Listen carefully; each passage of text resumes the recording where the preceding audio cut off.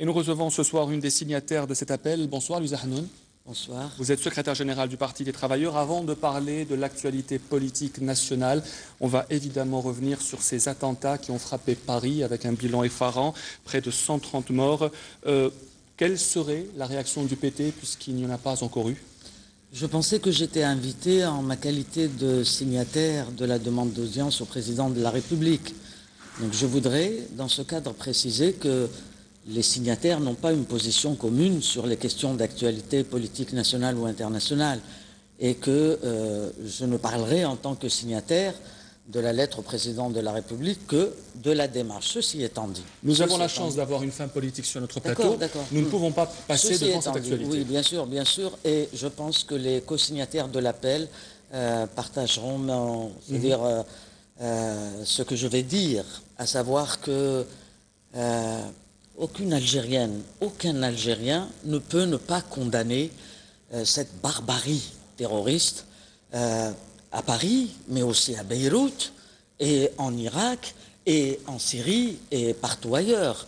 Et, évidemment, je m'incline devant la mémoire de toutes les victimes à Paris, à Beyrouth, parce que c'est tout aussi horrible ce qui s'est passé à Beyrouth il y a juste 48 heures avant les attentats à Paris. Et en vérité, je m'incline devant la mémoire des victimes et je me réincline devant la mémoire de nos victimes, les 200 000 morts de la tragédie nationale, et dont les plaies ne sont pas encore totalement refermées. Ceci étant dit, je ne pourrais pas faire une lecture politique profonde, d'abord parce que ces attentats à Paris n'ont pas livré tous leurs secrets. Et deuxièmement, je ne veux pas non plus engager la responsabilité des signataires de l'appel. Mais je dirais tout simplement que, de toute évidence, c'est un basculement mondial qui est en train de se produire et dont les impacts vont toucher l'ensemble de la planète et donc nous aussi. Alors, toujours à propos des attentats de Paris, dans un message adressé à François Hollande, Abdelaziz Bouteflika qualifie ces attentats de véritables crimes contre l'humanité et il estime que ce fléau appelle à une réaction solidaire de toute la communauté internationale sous l'égide des Nations Unies. Est-ce que vous êtes d'accord avec le président de la République? En ma qualité de militante politique, pour moi, cela soulève des interrogations parce que déjà, on entend parler de l'intervention de l'OTAN, donc il y a des bruits de bottes un peu partout dans le monde. Et pour ma part, je suis très inquiète pour les réfugiés dont des camps ont été incendiés hier dans un pays européen. Bien sûr, ces attentats, ils ont emporté plus de 130 vies humaines. 129 morts pour le moment. 129 et des blessés très très graves, dont des Algériens et plusieurs Maghrébins. Plusieurs Maghrébins. Ça veut dire des musulmans parce que le terrorisme, il ne choisit pas. L'origine des victimes n'est pas importante. C'est 129 morts. Bien sûr, c'est le degré de barbarie que ça atteint. Maintenant, à travers l'ONU, les coalitions nationale, ça soulève beaucoup d'interrogations. Retour chez nous, Louisa Hanoun, donc pour parler de politique, vous êtes une des signataires de l'appel des 19 qui devient maintenant 16. Nous avions appris en direct avec Zohra Drif ce retrait. Comment avez-vous appris le fait que 3 signataires se retirent? Est-ce que c'est une mauvaise nouvelle pour votre démarche? Absolument pas. Pas du tout, c'est une bonne nouvelle? Non, ni bonne ni mauvaise. D'abord, il y a eu 19 signataires. Et rien ne changera de ce point de vue-là, parce qu'on ne peut pas réécrire l'histoire à notre guise. Il se retire. Attendez, il se retire, oui, c'est un fait. Il se retire, il n'active plus, d'accord.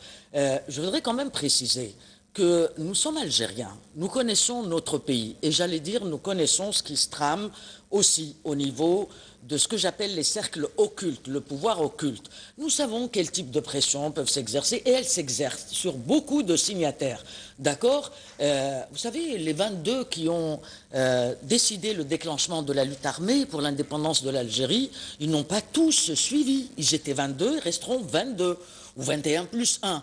Mais il y en a qui ont arrêté, il y en a qui sont allés jusqu'au bout. Et donc ça a toujours été comme ça, dans les actions unitaires, dans des situations pareilles. Nous nous attendons toujours, vous savez, je suis militante, et l'écrasante majorité des signataires sont des militants. Nous savons toujours que dans les moments difficiles, le degré, oui, le degré la capacité de résistance de chacun, on ne peut pas l'évaluer au point de départ. Il y en a 3 qui sont partis, il peut y avoir 4. Et ces 3 personnes ont dit qu'ils avaient été manipulés. Les avez-vous manipulés? Non, ils n'ont pas dit. Au contraire, ils ont dit nous n'avons pas subi de pression ni de contraintes pour signer. Et je vais vous préciser, parmi les 3, il y en a une qui était co-rédactrice, voilà, oui. Et qui elle-même a fait signer 2 autres personnes. Elle dit avoir fait preuve de naïveté politique? Ça, c'est son problème, c'est pas le mien. Ça, c'est pas le mien. Je ne peux pas imaginer une chose pareille. Par contre, j'imagine très bien les pressions qu'elle a pu subir, voire le chantage. D'autres ont témoigné aussi de pression et qui sont toujours co-signataires. Vous savez, donc le groupe, attendez. Oui. Un autre, le seul homme parmi les 3. Il était, comment dirais-je, correcteur. Il a tenu à corriger et personne ne lui a demandé de signer. Mais là, vous commencez à critiquer les 3 signataires. Non, je ne critique pas. Je vous donne des faits. Oui. Il a été correcteur, c'est-à-dire il s'est impliqué pleinement. Du tout. C'est pour vous dire que les pressions qui se sont exercées ont dû être abominables. Une des 3 nous a dit que c'était inhumain. Alors, je devine, je connais, écoutez, on sait ce qui se passe, quelles sont les méthodes. Ce sont des méthodes de gangsters. Il est impossible que le président Abdelaziz Bouteflika ou le Premier ministre Abdelmalek Sellel ait pu être derrière cela. Qui a fait pression? Les cercles occultes, le pouvoir parallèle. Eh ben, nous sommes en direct. Dites-nous qui sont ces cercles occultes. Non, le pouvoir parallèle, ceux qui parlent au nom du président, qui ont confisqué sa parole. Et qui s'érigent en président. Ils nous ont démontré qu'il y a un pouvoir parallèle. Nous allons parler de ce pouvoir parallèle dont vous parlez. Mais s'il y a eu 3 retraits, Madame Hannoun, ça veut dire que le groupe n'était pas aussi solide qu'on le disait. Vous savez, le groupe, il a une diversité qui est très très claire. Mais pas solide. Non. Il y a un noyau dur qui est extrêmement solide. Et alors là, qui est le noyau dur? Il y a une quinzaine qui sont dans le noyau dur. Vous en avez reçu plusieurs ici. Oui. Vous avez les Moudjahidines, vous avez les 3 anciens ministres, vous avez moi-même, vous avez Fatiha Mtouri, elle est ancienne ministre. Oui. Vous avez une quinzaine, la quinzaine qui est le noyau dur. Ceux-là, ils ne bougeront pas. Et je l'ai dit hier, nous l'avons dit ensemble, nous ne reculerons pas, tout simplement parce que notre requête, elle est légitime, elle est légaliste. Nous ne demandons pas la lune, ni l'impossible. Voir le président de la République, nous ne voulons pas d'intermédiaire entre lui et nous. À ce propos, en parlant d'intermédiaire, vous, Madame Touy, Madame Drif, vous avez mis l'accent sur le fait que la parole présidentielle soit confisquée, soit contrôlée par un certain groupe de personnes. Mais avouez, Madame Hannoun, que des gens comme M. Saadani et M. Ouyahia ont fait la campagne électorale du président, ont soutenu le président. Le président ne parle plus, c'est donc normal qu'il parle un peu à sa place, non? Le président parle. Très rarement. Non, oui, mais le président parle encore. Je veux dire, il n'est pas muet. Puisque j'ai parlé avec lui avant, y compris le jour de son investiture. Bon, voilà. Attendez, même s'il a des difficultés. Ça fait très longtemps. Attendez, mais le jour de son investiture, il reçoit des délégations étrangères. Il préside le Conseil des ministres. Et il préside des cérémonies très importantes. Au Conseil des ministres, il parle. Il donne les orientations. Quand il reçoit des dizaines de délégations étrangères, il leur parle. Il n'est pas là seulement pour écouter. Donc, il est en mesure, de prendre en charge les affaires du pays, donc de décider. Mais ça ne vous a pas effleuré l'esprit, peut-être, que le président de la République, qui préside le Conseil des ministres et qui reçoit des gens, n'avait pas envie de vous rencontrer? Il ne nous a pas répondu, ni par un oui, ni pour un non. Et pour être plus clair, nous doutons très très fort qu'il ait pu recevoir notre lettre. Mais c'est grave ce que vous voulez dire. Oui, c'est grave, mais c'est le cas. Que pour vous, le président de la République n'est pas au courant de beaucoup de choses qui se passent en Algérie. Ah oui, sans ça, nous n'aurions pas fait cette lettre. Parce que nous sommes convaincus que toute une série de décisions qui sont prises, et même des positions qui sont prises, et qui lui sont attribuées, ne correspondent pas au président de la République que nous avons connu. Le président de la République n'a pas le droit de changer d'avis sur un thème économique ou politique? Il faut qu'il nous le dise, alors c'est la raison pour laquelle nous voulons le voir. Est-il obligé de vous le dire? Mais nous sommes des Algériennes et des Algériens. Mais le Comme, président attendez, est-il obligé de recevoir tous les Algériens qui lui nous demandent voulons, nous voulons savoir si les décisions qui ont été annoncées, notamment sur le plan économique, mais dans différents domaines, et si les positions qui lui sont attribuées sont réellement les siennes. Moi, je peux témoigner que le président de la République n'était pas au courant déjà par le passé, depuis que sa santé est fragile, de tout ce qui se passe et tout ce qui se décide. Et le président que nous connaissons, nous, est capable de corriger des décisions très importantes. Il l'a fait. Il l'a fait sur le terrain économique, politique, démocratique, social. Donc notre demande, elle est simple. Vous savez, le président de la République, il n'a pas le droit de déléguer ses prérogatives quand il s'agit de s'adresser à la nation. De ce point de vue-là, la Constitution est claire. Alors ceux qui ont parlé en son nom, ils ont confisqué sa parole, ils ont confisqué ses prérogatives, sans aucun mandat. On va revenir à cela. Sans aucun mandat, personne ne leur a demandé de le faire, parce que ce sont tout simplement des courtisans. C'est la clientèle qui, justement, fait barrage. Vous savez, il y a des centaines de milliers d'Algériens qui ont dû écrire au président de la République. Mais moi, je connais... je veux dire, ces lettres, où elles sont allées. Je sais où elles sont allées. Alors, il faudrait qu'on avance aussi, Madame Hanoun. Oui, parce attendez, qu'on n'a pas attendez. beaucoup de temps. Tous les jours, des lettres ouvertes sont publiées dans la presse écrite. Ça n'a pas soulevé ces réactions d'une extrême violence. Quelle est la différence? Nous avons demandé à voir le président de la République. Simplement, nous voulons rien d'autre. C'est notre droit de le voir. Il a été élu, quelle que soit la position de chacun sur les élections présidentielles.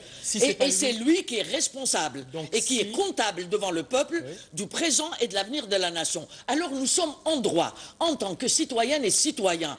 La plupart d'entre nous ont discuté avec lui. Pour certains, ils ont combattu avec lui. D'autres ont travaillé sous son autorité. Nous avons le droit de le voir. Il a le droit de nous dire non, mais qu'il nous le dise. Simplement, nous voulons une réponse de sa part à lui. Qui décide à sa place, qui dirige à sa place, puisque vous l'insinuez dans vos interventions, dans vos interviews? Nous voulons le voir pour savoir... Ah, vous ne savez pas déjà? Non, attendez. Moi, je vous dis, le contenu de la loi des finances pour l'année 2016 contient des dispositions antinationales qui détruisent tous les instruments de la souveraineté économique, le droit de préemption, la règle 51-49, y compris les prérogatives du président sont confisquées au profit du ministre des Finances qui peut disposer en cours d'année budgétaire des budgets des différents secteurs. Ce sont des dérives d'une extrême gravité. Nous voulons voir le président et qu'il nous dise. Nous voulons lui présenter nos inquiétudes,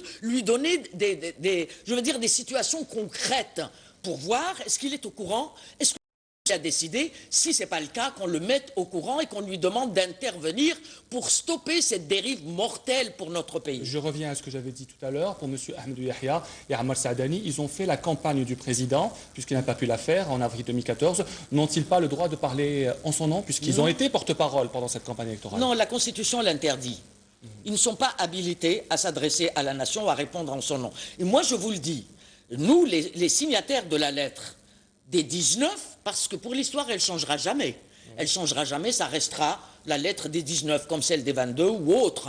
Donc, pour nous, les signataires qui se sont réunis et qui ont animé un point de presse hier, d'accord, nous réaffirmons que les deux qui se sont exprimés avec une extrême violence n'avaient aucun mandat. Ils ont agi de leur propre chef en tant que secrétaires généraux de leurs partis respectifs et c'est très grave lorsque le secrétaire général du parti dit majoritaire ose nous dire, demander à Hollande et à Erdogan, eux qui ont rencontré le président, qu'ils vous donnent des nouvelles de lui. Mais nous, on ne veut pas des nouvelles. Nous ne sommes pas une équipe de médecins, c'est pas ça. Nous ne sommes pas des détraqués pour demander à avoir un président si on pensait qu'il n'avait plus ses capacités. Nous voulons le voir pour lui exposer nos inquiétudes profondes et qui sont, qui sont partagées par les Algériennes et les Algériens. D'ailleurs, maintenant, notre démarche, elle est sortie de nos mains. Elle n'est plus notre propriété à nous seuls, puisque les Algériennes et les Algériens, en nombre grandissant, se l'ont appropriée. Il y a une pétition qui circule et qui dit la chose suivante. Monsieur le Président, des Algériennes et des Algériens vous ont adressé une lettre signée du 1er novembre, déposée au service de la présidence de la République le 2 novembre, rendue publique le 6 novembre. Monsieur le Président, nous soutenons cette demande Monsieur le Président, recevez la délégation. Alors, et des personnalités nationales. Mais m'amène d'envergure, poser... attendez, d'envergure et par dizaines. Vous parlez de 3 qui sont partis, mais vous savez, un nombre incalculable de personnalités nationales et locales ont demandé à rejoindre. Mais nous avons dit, on ne peut pas refaire l'histoire. Vous pouvez soutenir. Il y a des soutiens qui arrivent de partout. La démarche à suivre maintenant, allez-vous encore attendre avant de réagir ou est-ce que vous allez simplement attendre maintenant? Non, nous n'avons jamais exercé de chantage sur le président de la République. Nous pensons qu'il n'y a aucune raison pour que le président de la République ne nous reçoive pas. Beaucoup d'entre nous ont déjà été reçus par lui à diverses occasions. Et nous attendons qu'il nous dise les modalités pratiques, parce que certains responsables nous ont dit, mais vous êtes trop nombreux, 19. Mais ça, c'est pas sérieux. Si c'est une question de modalité pratique, c'est au président de décider. Il veut recevoir 5 ou 7 ou une personne, comme il veut. Nous nous réunirons et nous donnerons mandat. Mais nous voulons que le message lui parvienne. Notre message est clair. La lettre est courte. Nous avons pris 4 questions parce qu'elles sont fondamentales. Mais il y en a d'autres. Parce que nous parlons en toute connaissance de cause. Il y a des choses très graves qui se produisent dans notre pays. Et nous sommes que le président de la République n'est pas au courant parce qu'il y a des barrages qui sont dressés autour de lui du fait de son État et que donc il n'est pas au fait de la réalité politique, économique et sociale. Alors nous continuerons, nous irons jusqu'au bout et le peuple algérien est avec nous. Merci Madame Hanoun d'avoir répondu à nos questions. Toujours à propos de président de la République, il est le premier à avoir été élu lors des élections présidentielles pluralistes. Il y a 20 ans, jour pour jour, Yamin Zerouel devenait de la République après avoir raflé 61% des suffrages exprimés. C'était le 16 novembre 1995. Il y avait face à lui Mahfoud Nahnah, Saïd Saadi et Nourdine Boukroh. 3 ans plus tard, Yamin Zerouel a abandonné le pouvoir et convoqué des élections présidentielles anticipées. Est-ce que vous regrettez le président Zerouel, Madame Hanoun?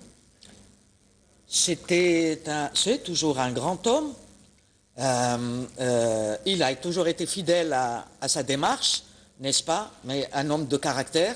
J'ai discuté avec lui, j'ai eu cet honneur, parce que je lui avais proposé de convoquer un congrès national algérien, parce que nous étions encore en plein bain de sang. Je lui demandais d'inscrire son nom dans l'histoire, de ne pas partir comme ça, de convoquer un congrès national algérien avec les institutions, les corps constitués, les personnalités, les partis, pour qu'on mette un terme à l'effusion de sang. Et il m'avait dit, je n'en peux plus. Faites-le vous-même, c'est une excellente idée, je viendrai en tant que citoyen. Donc, moi, j'ai pas ces pouvoirs-là. Donc vous le regrettez, en quelque sorte? Non, j'ai un profond respect pour lui. Il a pris une décision, il n'a rien voulu savoir. Il est parti, c'est un homme pour qui j'ai un profond respect. Alors, prochaine question, elle est liée à notre prochaine information. Est-ce que vous aimez la musique andalouse? Oh, arrêtez, j'étais ce matin à l'enterrement de Sid Ahmed, justement. Serri, et... Permettez-moi de présenter encore à nouveau mes condoléances à sa femme et ses filles, à ses fans, vous aimez sa musique? Algérois, oui, aux Algérois, à tout le peuple algérien, parce que c'est un très grand maître du tarab andalou qui est parti, mais il a laissé un legs extraordinaire et c'était un combattant. Oui. Il s'est battu d'abord pour l'indépendance de l'Algérie, ça il faut le dire, pour ceux qui ne le savent pas, c'est un homme qui a vécu dignement, il a vécu proprement, il est parti proprement, mais il a laissé énormément de choses pour ses élèves, parce qu'il en a formé des générations. Alors je lui rends un hommage, un grand hommage. Un hommage aux